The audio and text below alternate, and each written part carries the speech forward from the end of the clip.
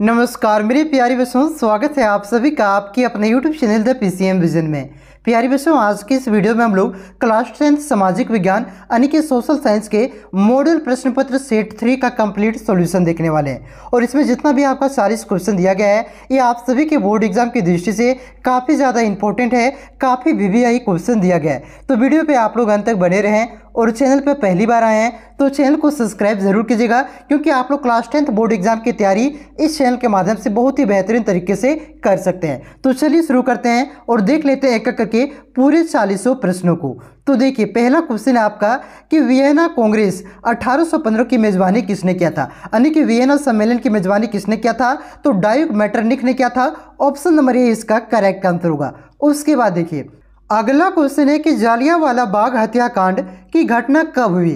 तो जालियांवाला बाग हत्याकांड की घटना आपका 13 अप्रैल 1919 को हुआ था। ऑप्शन नंबर बी इसका सही उत्तर होगा। और इस दिन आपका वैसाखी का पर्व था, इसे भी आप लोग ध्यान रखिएगा। उसके बाद नेक्स्ट क्वेश्चन है कि पूना पैक्ट किनके बीच हुआ था? तो पूना पैक्ट आपका भीमराव अंबेडकर और महात्मा गांधी के बीच हुआ था, इसलिए इस क्वेश्चन का सही उत्तर हो जाएगा आपका ऑप्शन नंबर ए गांधी और अंबेडकर। और ये पूना पैक्ट कब हुआ था? तो इसे भी आप लोग ध्यान रखिएगा, 24 सितंबर 1932 को ये पूना पैक्ट आपका हुआ था। उसके बाद देखिए, अगला क्वेश्चन है आपका कि अफ्रीका में रिंडरपेस्ट मवेशी प्लग नामक बीमारी कब फैली थी? तो ये आपका रिंडरपेस्ट अफ्रीका में 1890 के दशक में फैला था। ऑप्शन नंबर सी इसका सही उत्तर होगा। उसके बाद देखिए, अगला क्वेश्चन है आपका कि यूरोप में कागज बनाने का पहला कारखाना कहाँ खोला गया? तो यूरोप में आपका कागज बनाने का पहला कारखाना इंग्लैंड में खोला गया था। ऑप्शन नंबर ए इसका सही उत्तर होगा।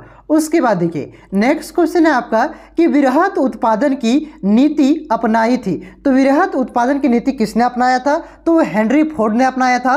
ऑप्शन नंबर सी इसका सही उत्तर होगा। उसके बाद देखिए, अगला क्वेश्चन आपका कि सोडमिया पिडमाउंट का शासक कौन था? तो सोडमिया पिडमाउंट का शासक आपका विक्टर एनुमुअल था। ऑप्शन नंबर सी इसका सही उत्तर होगा। उसके बाद देखिए, नेक्स्ट क्वेश्चन है आपका कि वियना कांग्रेस के पश्चात फ्रांस में पुनः किस वंश का शासन स्थापित हुआ था? तो वियना कांग्रेस यानी कि वियना सम्मेलन के पश्चात आपका फ्रांस में फिर से बुर्बो वंश का शासन स्थापित हो गया था, इसलिए इस क्वेश्चन का सही उत्तर ऑप्शन नंबर सी होगा। उसके बाद देखिए, नेक्स्ट क्वेश्चन है कि यूनान को एक स्वतंत्र राष्ट्र घोषित किया गया था। तो कब घोषित किया गया था? 1832 में आपका कुस्तुनतुनिया संधि के तहत यूनान को एक स्वतंत्र राष्ट्र घोषित किया गया था, इसलिए इस क्वेश्चन का सही उत्तर हो जाएगा ऑप्शन नंबर बी 1832। उसके बाद देखिए, नेक्स्ट क्वेश्चन आपका कि ब्रिटिश भारत ने गिरमिटिया श्रमिकों की व्यवस्था किस वर्ष समाप्त की थी? तो इसे 1921 ईस्वी में समाप्त किया गया था। ऑप्शन नंबर बी इसका सही उत्तर होगा।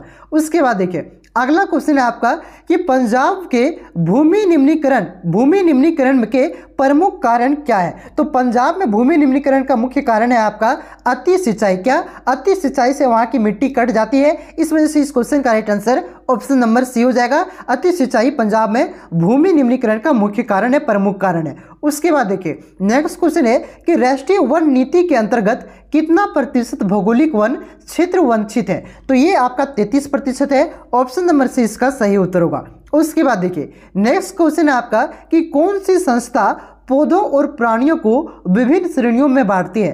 तो IUCN ये आपके पौधों और प्राणियों को विभिन्न श्रेणी में बांटता है, इसलिए इस क्वेश्चन का सही उत्तर होगा ऑप्शन नंबर बी IUCN। ठीक है। उसके बाद देखिए, नेक्स्ट क्वेश्चन है आपका कि हीराकुंड बांध किस नदी पर बनी हुई है? तो हीराकुंड बांध आपका ये महानदी पर बना हुआ है और ये भारत का सबसे बड़ा बांध है, इसे ध्यान रखिएगा। ठीक है, तो ये आपका महानदी पर बना हुआ है। ऑप्शन नंबर 20 का सही उत्तर होगा। और ये हीराकुंड बांध कौन कौन से राज्य में स्थित है? तो याद रखिएगा उड़ीसा राज्य में। ठीक है। उसके बाद देखिए, नेक्स्ट क्वेश्चन है आपका कि निम्न में से कौन प्राचीन जल संग्रहण तकनीक नहीं है? यानी कि जो पहले से तकनीक चला आ रहा है, इनमें से कौन सा तकनीक आपका प्राचीन यानी कि पहला बाबा आदम जमाना का तकनीक नहीं है? तो आपका जो बहुउद्देशीय बांध परियोजना है ये आपका हाल फिलहाल 100 साल पहले आया हुआ है। ठीक है, ये आपका प्राचीन यानी कि पहले से नहीं चला आ रहा है। ऑप्शन नंबर से इसका सही उत्तर होगा। उसके बाद देखिए नेक्स्ट क्वेश्चन है आपका कि रेशम कीट पालन क्या कहलाता है। तो रेशम कीट पालन आपका सेरीकल्चर कहलाता है। ऑप्शन नंबर सी इसका करेक्ट आंसर होगा। और पीसी कल्चर को क्या कहलाता है? पीसी कल्चर तो याद रखिएगा जो मछली का पालन होता है वो पीसी कल्चर कहलाता है, ध्यान रखिएगा। उसके बाद देखिए अगर पूछे यहाँ पे लिख लीजिए कि वीटी कल्चर पूछे तो वीटी कल्चर आपका अंगूर की खेती को वीटी कल्चर कहा जाता है और फूल की खेती को आपका फ्लोरी कल्चर कहा जाता है, ठीक है, ध्यान रखिएगा। उसके बाद नेक्स्ट क्वेश्चन है कि वह प्राकृतिक समरूप तक जिनकी एक निश्चित आंतरिक संरचना है कहलाती है, तो वो आपका खनिज कहलाता है।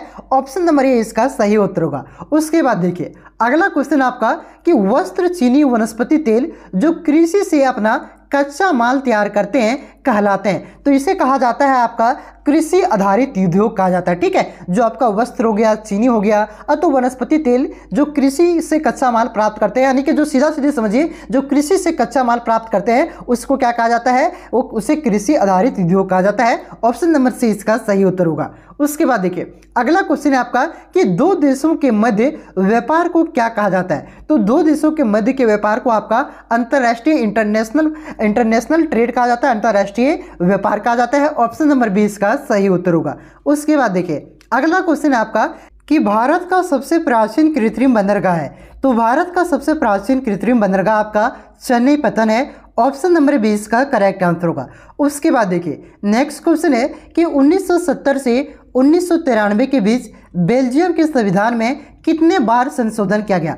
तो 1970 से 93 के बीच आपका बेल्जियम के संविधान में 4 बार संशोधन किया गया था। ऑप्शन नंबर सी इसका करेक्ट आंसर होगा। नेक्स्ट क्वेश्चन देखिए, नेक्स्ट क्वेश्चन है आपका कि सत्ता के क्षैतिज वितरण से क्या तात्पर्य है? देखिए एक होता है आपका क्षैतिज वितरण, एक होता है आपका ऊर्ध्वाधर वितरण। क्षैतिज वितरण में आपका ये कार्यपालिका, विधायिका और न्यायपालिका आता है और ऊर्ध्वाधर वितरण में आपका सत्ता का बंटवारा केंद्र, राज्य और स्थानीय स्तर की सरकारों में होता है। तो यहाँ पे पूछा है क्षैतिज वितरण, तो क्षैतिज वितरण का तात्पर्य हो गया कार्यपालिका, विधायिका और न्यायपालिका, ठीक है। अगर पूछता ऊर्ध्वाधर वितरण तो ऊर्ध्वाधर वितरण का तात्पर्य हो जाता केंद्र, राज्य और स्थानीय सरकार। उसके बाद देखिए नेक्स्ट क्वेश्चन है आपका कि राज्य पुनर्गठन आयोग के रिपोर्ट कब लागू की गई? तो राज्य पुनर्गठन आयोग का जो रिपोर्ट था इसे 1956 में लागू किया गया था। ऑप्शन नंबर बी से करेक्ट आंसर होगा। और राज्य पुनर्गठन आयोग का गठन कब किया गया था, स्थापना कब किया गया था? तो याद रखिएगा 1953 में, और इसकी जो रिपोर्ट थी इसको लागू 1956 में किया गया था। उसके बाद देखिए नेक्स्ट क्वेश्चन है कि भारत में राजनीतिक दल को मान्यता कौन देता है? तो भारत में राजनीतिक दल को जो मान्यता देता है वो है आपका चुनाव आयोग। ऑप्शन नंबर सी इसका करेक्ट आंसर होगा। उसके बाद देखिए नेक्स्ट क्वेश्चन है आपका कि ऐसी सरकार जो एक से ज़्यादा राजनीतिक दलों से मिलकर बनती है वो क्या कहलाती है? तो उसे आपका गठबंधन सरकार कहा जाता है। जिस प्रकार से अभी झारखंड में जो सरकार बनी हुई है वो गठबंधन सरकार है। यहाँ पे जो सरकार बनाई गई है वो आपका झारखंड मुक्ति मोर्चा, जेएमएम, कांग्रेस और आरजेडी मिलकर के बनाया है। तो इस प्रकार की सरकार को गठबंधन सरकार कहा जाता है, जहाँ पे एक या एक से अधिक दो या दो से अधिक पार्टी मिलकर के सरकार बनाती है, ठीक है। उसके बाद देखिए नेक्स्ट क्वेश्चन है आपका कि कौन सा तारीख नहीं, यहाँ तरीका होगा, ठीक है। कौन सा तरीका किसी लोकतंत्र में राजनीतिक सुधार करने, यहाँ पे करने होगा के लिए बेहतर है? तो ये आपका सुधार के लिए कानून बनाना, ये जो तरीका है ये आपका राजनीतिक सुधार करने के लिए बेहतर होगा। ऑप्शन नंबर डी इसका करेक्ट आंसर होगा। उसके बाद देखिए नेक्स्ट क्वेश्चन है कि बोलीविया के जल युद्ध किसके खिलाफ था? तो जो बोलीविया का जल युद्ध था ये आपका पानी के निजीकरण के खिलाफ था। ऑप्शन नंबर ए इसका करेक्ट आंसर होगा।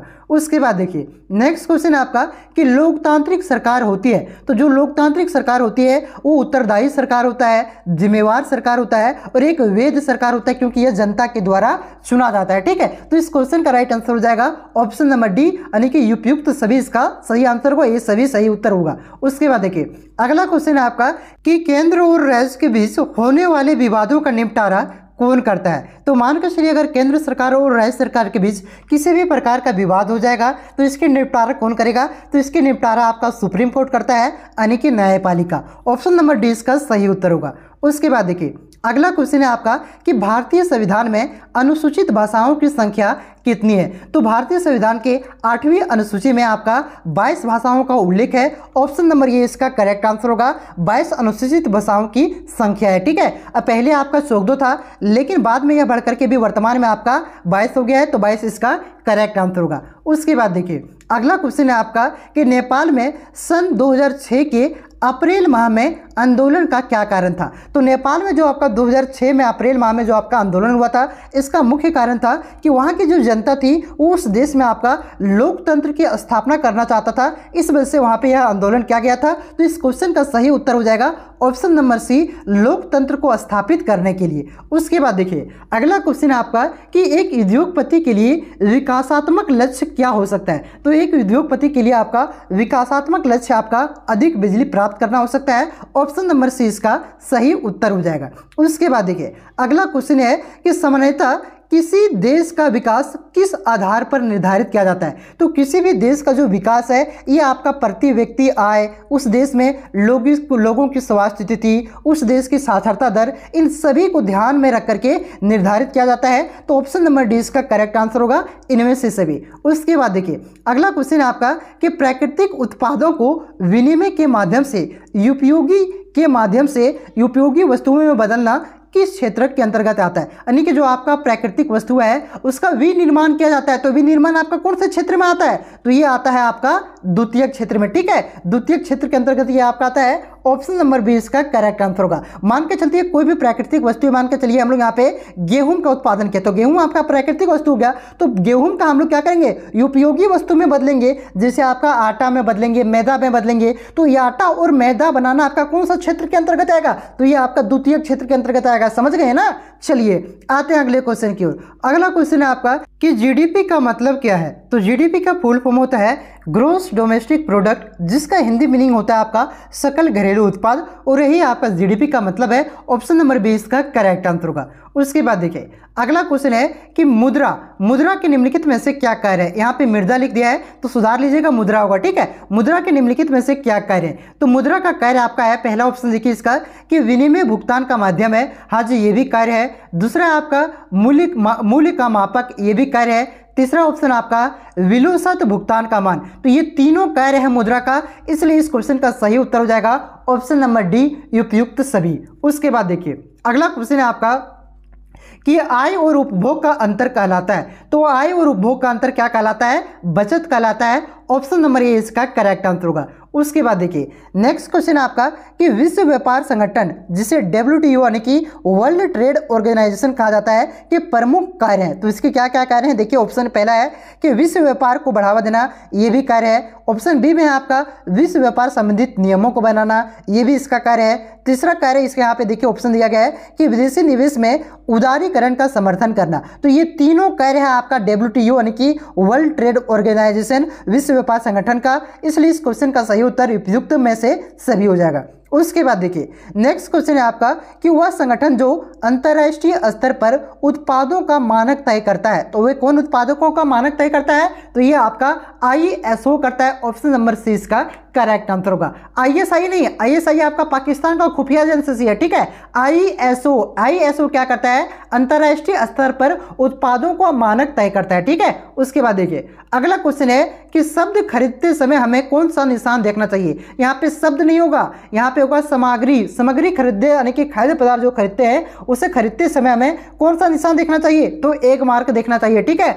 ऑप्शन नंबर से इसका करेक्ट आंसर होगा। और आभूषण खरीदते समय कौन सा निशान, आभूषण खरीदते समय आपका हॉल मार्क देखना चाहिए। और कोई भी खाद्य पदार्थ खरीदेंगे, सामग्री खरीदेंगे तब एक मार्क। ठीक है, तो ऑप्शन नंबर से इसका करेक्ट आंसर होगा। इसमें 41 प्रश्न है ना। चलिए 41वां प्रश्न का भी उत्तर हम लोग देख लेते हैं कि वैश्वीकरण से देशों के बीच निम्नलिखित की तीव्र गति होती है। तो किसका होता है, माल एवं सेवाओं का तीव्र गति होता है, निवेशों का भी तीव्र गति होता है। ठीक है, और तकनीक का भी होता है। इसलिए इस क्वेश्चन का right answer option number D हो जाएगा, उपयुक्त सभी। तो यहाँ पे मैंने आप सभी को जो मॉडल पेपर सेट 3 में आपका 41 क्वेश्चन था, उस 41 क्वेश्चन को मैंने आप सभी को करवा दिया। अगर आपको वीडियो अच्छा लगा तो वीडियो को लाइक करें। क्या आपको सब्जेक्टिव चाहिए तो कमेंट करके जरूर बताएं। कुछ देर के बाद आपका सब्जेक्टिव का भी अपलोड कर दिया जाएगा। तो चैनल पे नए हैं तो चैनल को सब्सक्राइब जरूर कीजिएगा। मिलते हैं नेक्स्ट वीडियो में, तब तक के लिए जय हिंद, जय भारत, जोहार झारखंड।